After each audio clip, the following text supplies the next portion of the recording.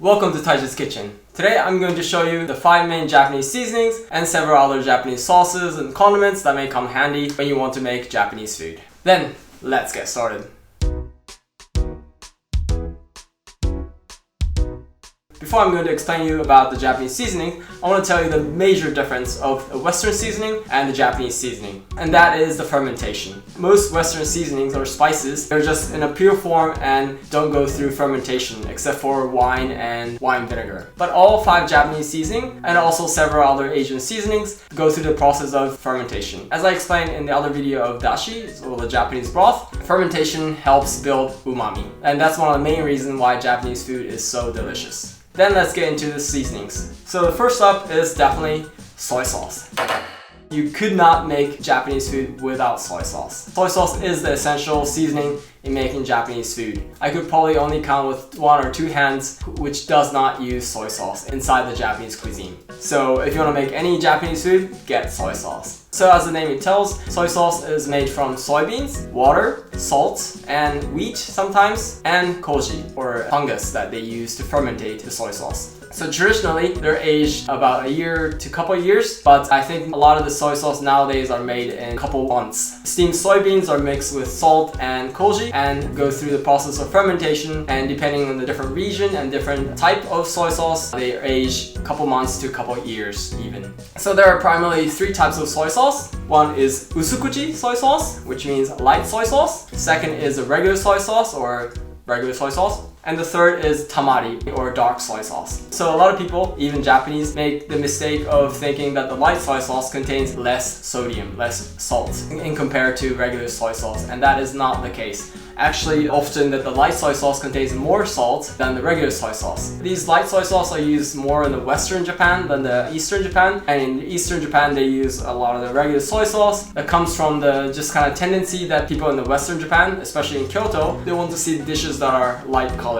And in Eastern Japan, people don't care, and instead they want to have more rich flavor. And so in my region, we even use a lot of tamari, or the dark soy sauce, for regular cooking. So tamari or dark soy sauce is used often when people eat sashimi or sushi, where we don't cook the soy sauce and instead dip the ingredients directly in the soy sauce, and we eat the soy sauce as it is raw. So if you use soy sauce, it will just Japanize every food.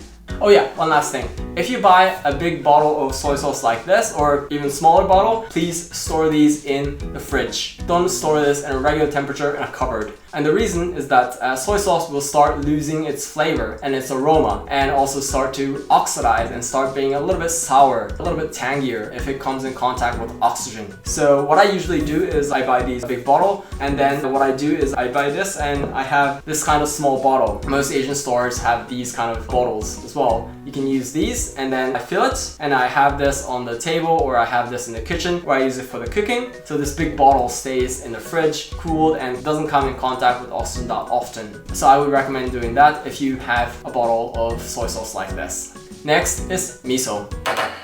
So the ingredients for miso is actually pretty much exactly the same as soy sauce. The only difference is that amount of water and the type of koji, or the fungus that they use to fermentate. The ingredients for the miso are soybeans, water, salt, and sometimes wheat, and the koji, or the fungus. And there are primarily 3 kinds of miso. One is red miso, white miso, and regular miso, or sometimes called mixed miso, awase miso. There are also several different versions depending on the region where you go to, but these are the main 3 types. So this is also a regional thing.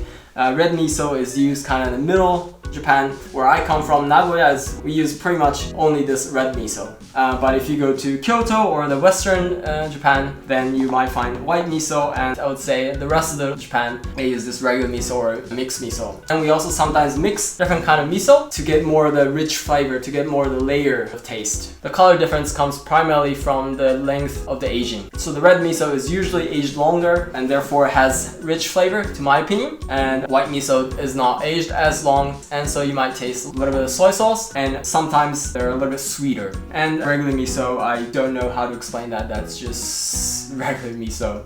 So if you are to buy the first miso, then I would just recommend buying a regular miso or mixed miso because it doesn't have like a really strong flavor, but it's just kind of a mild flavor. I think most people would prefer having this. So if you want to know how to make miso soup with these 3 different kinds of miso, then please look up my other video on miso soup where I'm using all 3 different kinds and kind of reporting the different flavor of the 3 miso. So next is mirin.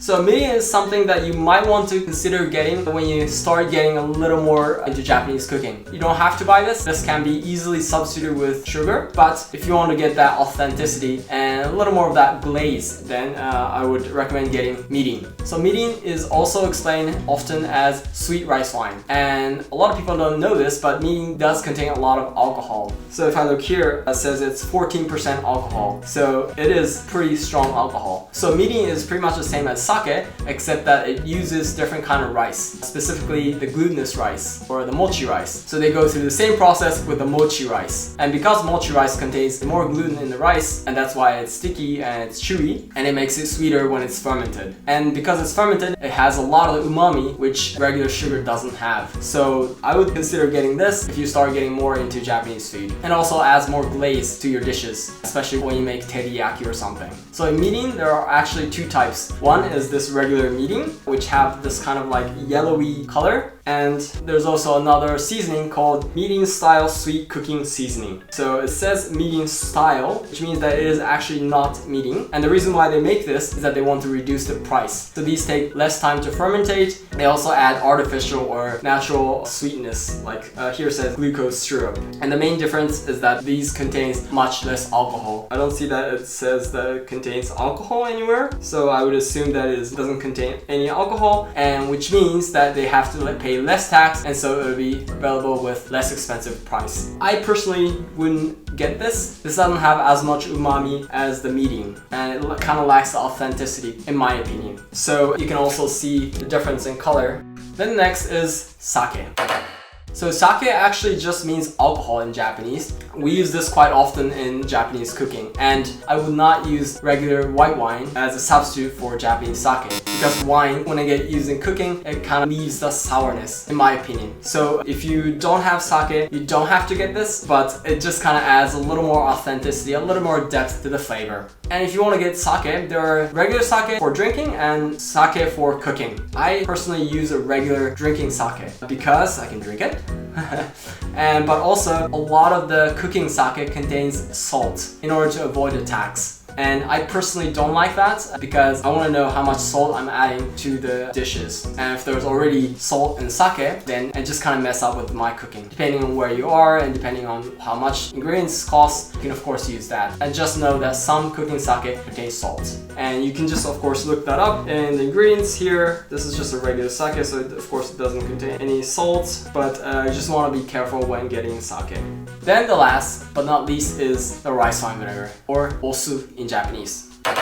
So this can be very easily substituted with like apple vinegar or wine vinegar. The main difference is that Japanese rice wine vinegar is a little more milder, it has a little more sweetness to it, but unless you want to get really authentic, you don't have to have this, and we don't use this that often either. But if you want to make a really good sushi, then you might consider getting this. So this is a regular rice wine vinegar, but if you want to buy it just for the sushi, then you might want to get sushi vinegar mix, which already contains sugar in it, so that you can just mix it with rice and you have sushi. Some Asian stores are starting to have those as well. So instead of getting a rice wine vinegar, you might just want to get that if you're using rice wine vinegar only for sushi. Then let's get into condiments and sauces. The first is dashi powder. So dashi means broth in Japanese. In most traditional Japanese cuisine, you use dashi. And of course, before people made dashi from scratch, but now that we have these kind of instant dashi powder, I use this quite often, especially when I live outside of Japan. You could make your dish without dashi, but it just kind of lacks the savoriness and depth of the flavor of the real Japanese-ness. And if you want to check out how to make authentic real dashi, then please check out my other video on that. Next is Ponzu. So Ponzu, I don't quite know where the name came from, but it's just a mixture of citrus juice and soy sauce, and sometimes a little bit of sugar or mirin for the sweetness. You could also just make this by squeezing lemon and adding soy sauce to it. But it's not that expensive, and it's worth getting one a bottle if you want to make nabe dishes like hot pot, or if you want to make salad out of this. This is just really delicious. I advise you to give it a try. Next is Men-tsuyu. So here it says Soba-tsuyu. Mostly we call this Men-tsuyu. Men means noodles and tsuyu means soup sauce. So this is the base to all like udon noodle or like soba noodle. You could also use this for a base for nabe or hot pot, and you can also give this to pretty much anything, and then it'll give a little more depth to the flavor. The next is so-called these sosu. Sosu is just a Japanese way of saying sauce. It bases off from Worcestershire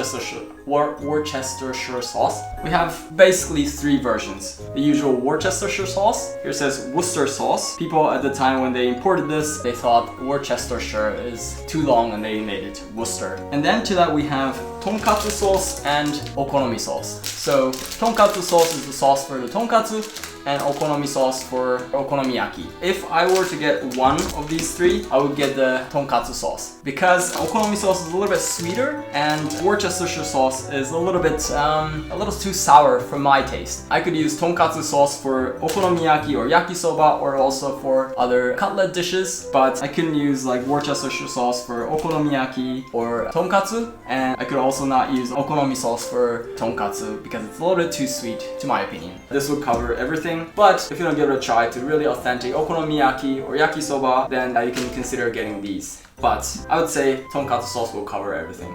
So the next is Kewpie mayonnaise.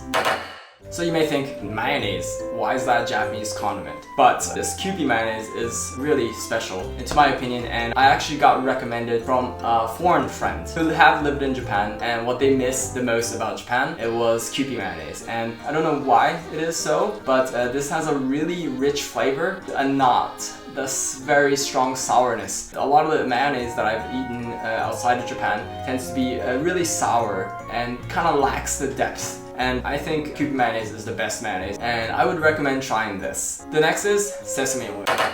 So this is a Japanese sesame oil. You can of course also get Chinese or Korean sesame oil. They're pretty much the same. I haven't seen a big difference. There are some sesame oil that doesn't have this brown color. So the difference is that either it's squeezed after roasting or not roasted. If it doesn't have this brown color, then that means it is not roasted and it doesn't have that roasty flavor to it. So I would get this kind of brown sesame oil. This just have a really great aroma of roasted sesame, and this is just great to put it on top of any dish, especially like salad. Then let's get into three Japanese condiments. The first condiment is wasabi. I'm sure you all know about wasabi. So wasabi is one of the only vegetables that only grows in Japan. What it is a Japanese version of horseradish. They kind of look like this when it's raw, and you want to grate it when you use it. I haven't seen this raw outside of Japan, so you would have to get these kind of tube. This is pretty good, but it is really not the same compared to like a real wasabi. So if you ever have a chance to go to Japan, try having this real wasabi. It has this really fine sweetness to it. You can use this of course for sushi or sashimi or raw fish, but also you can use this in like dressing or like with some other meat or like steak. Wasabi with steak is also good. Yeah, you can try to be creative, but I usually only use it for sushi. Then the next is Japanese mustard. So of course there's Western mustard, like kind of like the Kewpie mayonnaise. Japanese mustard doesn't have the sourness. I think a lot of the Western mustard have vinegar in them, which makes it sour. But Japanese mustard don't contain vinegar, so it doesn't have that sourness and only that punch. That's what I personally like about this. And we use this for tonkatsu or like okonomiyaki sometimes. What else? If you have a nikuman as a dumpling, I also like to eat like a Western normal sausage with this Japanese mustard. I think it matches meat better. It doesn't interrupt with the flavor of the meat or whatever ingredients that's in there. That's why I have this and I use this, but this doesn't have that variation of usage, so you don't have to get this. Then our very last is Yuzu-kosho, or here says spicy citrus paste. So I would assume that not many people know about this Yuzu-kosho. It is made from Japanese green chili and the peel of citrus fruit called yuzu. So this is the same fruit used for Ponzu, and they use the peel of it, and it just has a very fine aroma. It's very difficult to explain. The smell, the aroma is distinctly different from lemon zest or lime zest. But it has this really fine, subtle this aroma of yuzu, and then to that the punch of the green chili. And this is just a really great mix. I use this this quite often if I make yakitori or like roasted chicken. I just put this over it, or also I use this in like dressing to give it a punch to it. It just kind of adds a little more extra layer to the flavor. So I think 10 years ago or so, this was not so big in Japan either, but I think somehow it got spread out, it got big, and we all now have this. I got this in Germany even. So if you want to kind of give it a try, something new, I would recommend getting this. So that's that. So I hope you enjoyed the video. I hope it kind of broadened up your horizon, and I hope it got you some new information about Japanese cuisine, Japanese seasoning, condiments, sauces. And next time if you go to Asian shop, you can kind of recognize what they are, and if you feel like it, then you can give it a try. If you like what you saw, please hit that like button. If you have any other requests or questions, please feel free to write anything in the comments below. And don't worry, in the next video I'll make sure to make something delicious. Then I look forward to see you in the next video. Bye!